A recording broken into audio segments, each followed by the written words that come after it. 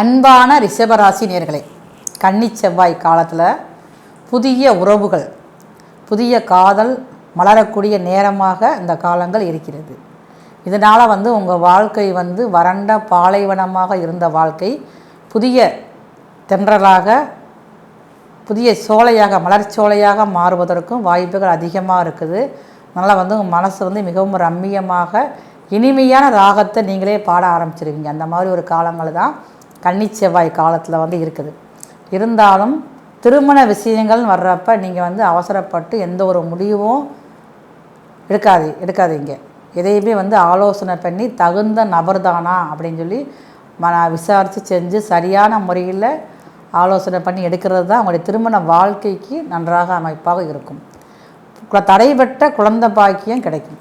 தாமதப்பட்ட குழந்தை பாக்கியம் கிடைக்கிறதுக்கெல்லாம் வாய்ப்பு அதிகமாக இருக்குது.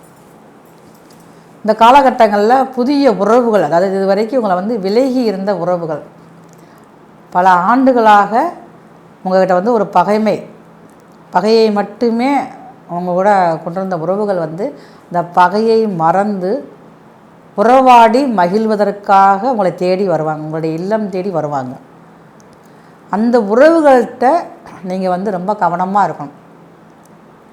அதனால் உறவுகளை ஏற்றுக்கிட்டாலும் அவங்களுடைய பழக்க வழக்கம், பேச்சுவார்த்தை எல்லாமே ஒரு கவனமான இதில் இருக்கிறப்ப அவங்களால் உங்களுக்கு எந்த ஒரு பிரச்சனையும் வர்றதுக்கு வாய்ப்பு குறைவாக இருக்கும்.